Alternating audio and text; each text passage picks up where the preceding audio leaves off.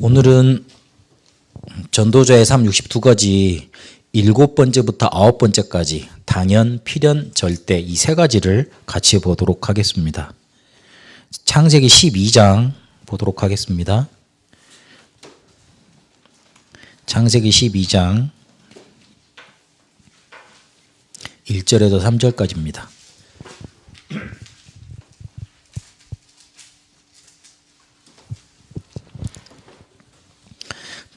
찾으셔서 같이 읽도록 하겠습니다. 여호와께서 아브라함에게 이르시되 너는 너의 고향과 친척과 아버지의 집을 떠나 내가 내게 보여줄 땅으로 가라.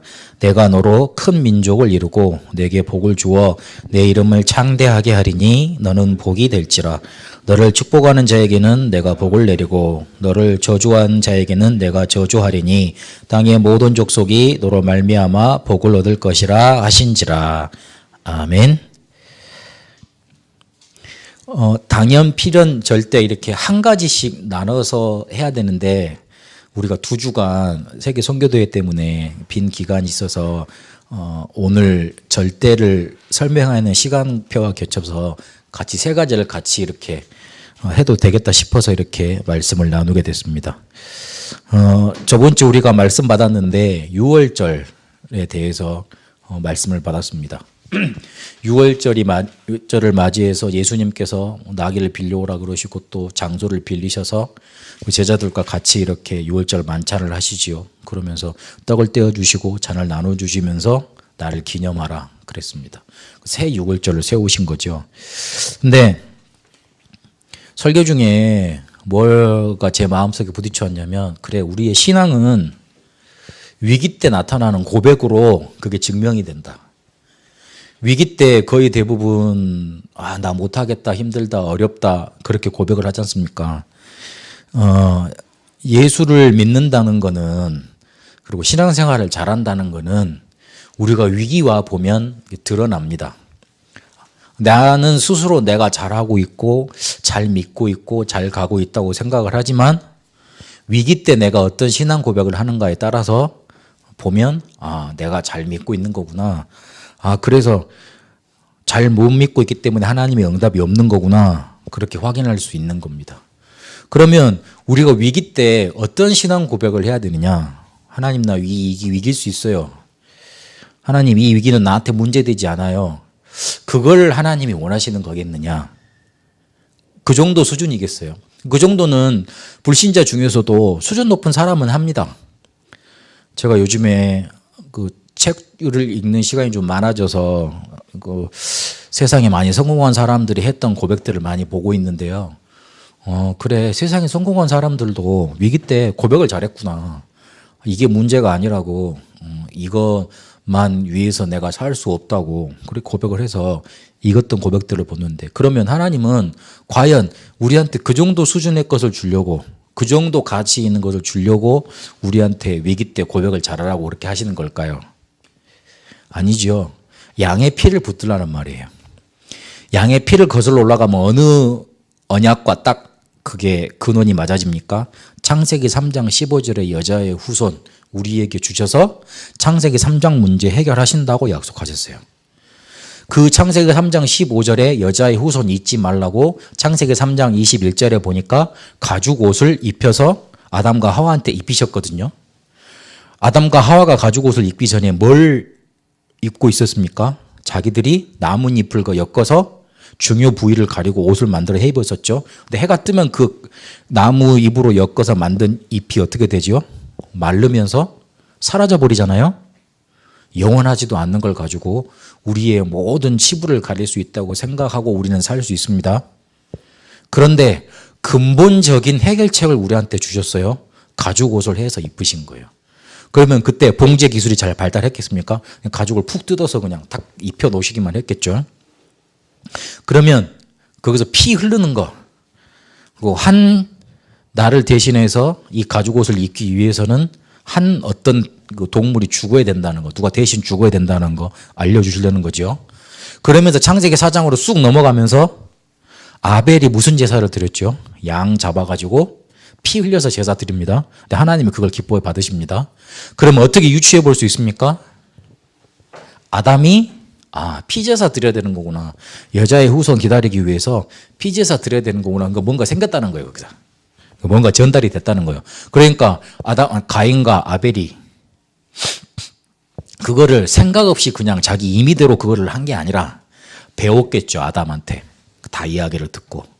근데 전달해 내려오면서 이 창세기 3장 15절 이 언약이 희미해져 버린 거예요.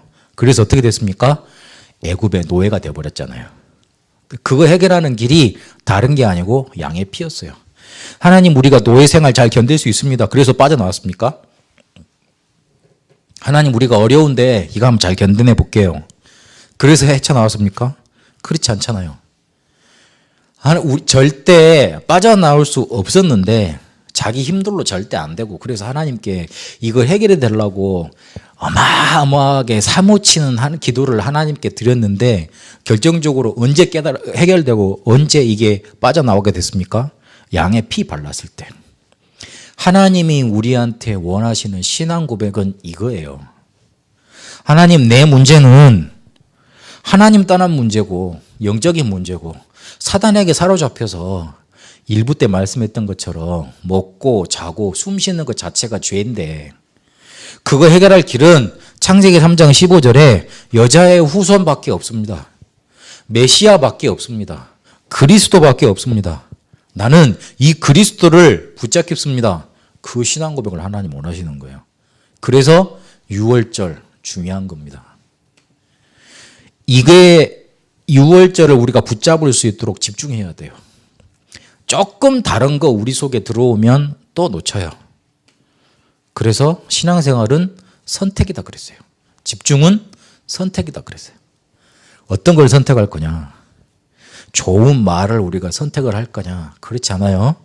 6월절 어린 양의 피 그거 딱 붙잡고 그거 선택하세요. 그게 우리가 6월절을 우리의 삶 속에 기억하고 적용시키는 방법입니다.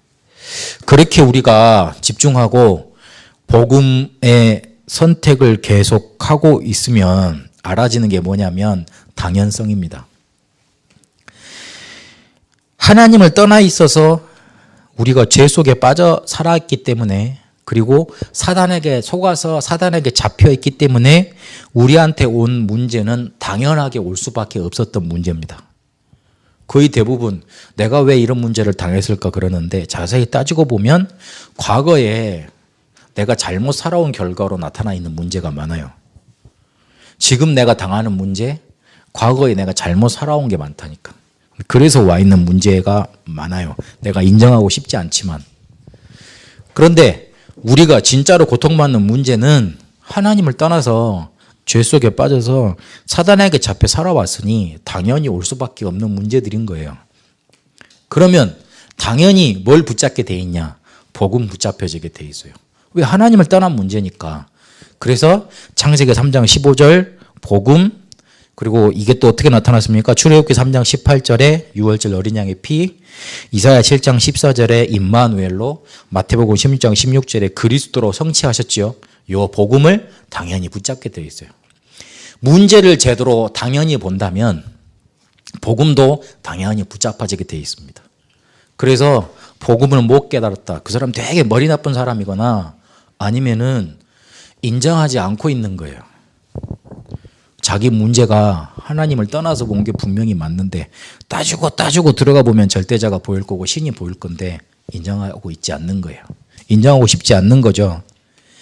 이렇게 우리가 문제와 복음을 당연하게 알고 있으면 응답도 당연하게 우리에게 오게 돼 있습니다. 그래서 우리가 조금만 지나온 과거를 살펴보면 당연히 복음 붙잡게 돼 있습니다. 당연성. 그러면 당연성 다음에 따라오는 게 뭐냐면 필연성입니다. 필요한 게 보입니다. 우리에게 닥쳐 있는 사건과 문제에는 하나님의 계획이 있습니다. 어떤 계획이냐면 하나님이 주신 것을 찾기 위한 하나님이 우리한테 주신 것을 찾기 위해 필요한 것들로 주어진 겁니다. 말을 정리해 보면 우리가 사건을 만나고 문제를 당한 것 같지만 하나님이 주신 하나님이 주신 나의 것, 하나님이 주신 나의 현장을 찾기 위해 필요한 것들로 주신 겁니다. 그래서 사건과 문제 만나면 하나님이 하시고자 하는 계획이 무엇인가 그거 확인해야 돼요. 그래야지만 하나님의 필요를 채우고 나의 필요를 채우게 돼 있어요. 그래서 필요한 것으로 하나님이 문제 주셨기 때문에 그 관점으로 오늘 나에게 닥친 사건과 문제를 바라보면 정확합니다. 아까 문제, 복음, 응답은 당연하게 오는 거라 그랬죠. 그러면 지금 나한테 와 있는 그런 자질구레한 사건과 문제들은 나한테 하나님이 주신 것들을 찾기 위해서 필요해서 주신 것들이에요. 이렇게 생각하시면 돼요. 나한테 복음은 당연한 것이다. 당연히 복음 붙잡아야 된다. 지금 나한테 온 문제는 필요해서 주신 것이다. 그것도 하나님이. 그러면 이 당연성과 필연성이 쌓여서 뭘로 가게 돼 있느냐? 절대성으로 가게 돼 있어요.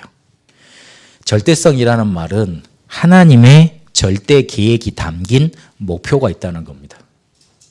아까 필연성에도 하나님의 계획은 나왔습니다.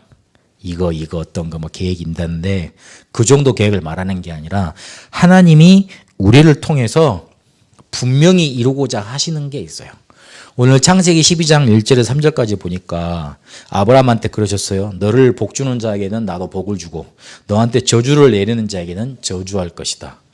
왜? 너가 중요하기 때문에. 너가 어떤 사람이기 때문에? 세계 복음화할 사람이기 때문에. 너를 통해서 누가 오셔야 되기 때문에? 메시아, 그리스도 오셔야 되기 때문에. 네가 죽어버리면, 네가 저주받아 버리면 그게 메시아가 오실 수 없기 때문에 그래서 너를 복 주는 자에게는 복 주고 저주하는 자에게는 저주하신다 그랬어요. 그래서 하나님이 절대 목표를 딱 가지시고 이루시고자 하는 절대성이 있습니다. 그래서 그걸 붙잡으시면 돼요. 다시 한번 정리하겠습니다. 복음 붙잡는 건 당연한 거예요. 지금 나한테 와 있는 문제는 하나님이 필요해서 주신 거예요. 그러면 나는 세계복음화라는 절대 목표 가지고 하나님의 절대 계획 따라 달려가는 겁니다. 당연, 필연, 절대. 당연, 필연, 절대는 어떤 기준이냐? 우리가 어떤 문제를 당했을 때 그걸 해석하는 기준이에요. 그리고 앞으로 이 문제를 가지고 우리가 복을 누릴 것이냐, 저주를 당할 것이냐, 판가름할 수 있는 기준이에요. 그 문제를 당하면 당연, 필연, 절대 이 세 가지 눈으로 딱 보세요. 결론을 맺겠습니다. 당연, 필연, 절대 이렇게 주신 하나님의 언약을 우리의 마음속에 담아야 됩니다. 담는 시간이 바로 집중의 시간이고 그리고 앞에 말했던 선택의 시간입니다. 올인하세요. 어디에다 올인할 거냐? 복음에 올인하세요. 모든 것을 가지고 복음 속으로 들어가세요. 그러면 전도 선교 속에 올아웃이 됩니다. 복음으로 올인했으니 그게 전도와 선교로 올아웃 나타나게 되어 있어요. 그러면 내가 가 있는 현장에 하나님이 체인지하신 올 체인지의 역사가 일어나게 되어 있습니다. 마음속에 딱 그거 담으세요. 나는 복음만 내 안에 담고 그리고 요거를 드러내는 삶을 살 거고 전도 선교 그리고 내 있는 현장에서 이 복음이 이 전도가 되어지는 응답 누리겠다. 마음에 딱 담으세요. 그런 축복이 이번 한 주간에 넘쳐나게 되시길 바랍니다. 문제 사건 만났을 때 뭘 생각하시라고요? 당연, 필연, 절대 요 세 가지 단어를 딱 기억하세요. 그래서 그런 축복으로 인도받는 한 주간 되시길 바랍니다. 살아계신 하나님, 복음 우리에게 주신 것 당연한 응답이었고 하나님이 우리에게 주신 문제 같지만 필요해서 주신 것들이고 세계 복음화라는 절대 목표를 가지고 우리를 이끌으신 줄로 믿습니다. 문제, 사건, 육신적인 눈으로 보지 않게 하시고 당연, 필연, 절대의 언약으로 보게 하여 주옵소서. 어떤 위기 오든지 그리스도만 붙잡는 올인의 신앙 고백 되게 하시고 그것을 가지고 복음 전하겠다는 올 아웃의 신앙 고백 되게 하시고 내가 있는 현장 살리겠다는 올 체인지의 신앙 고백 되어주도록 우리를 인도하여 주옵소서. 이제는 우리 주 예수 그리스도의 은혜와 하나님의 살아계심과 성령님의 인도하심이 마음속에 복음만, 전도 선교만, 그리고 현장만 담길 원하는, 그래서 당연 필연 절대 응답을 누리기 원하는 우리 세상교회 모든 성도들과 베트남과 한국이 이제와 영원토록 항상 함께 계실지어다. 아멘.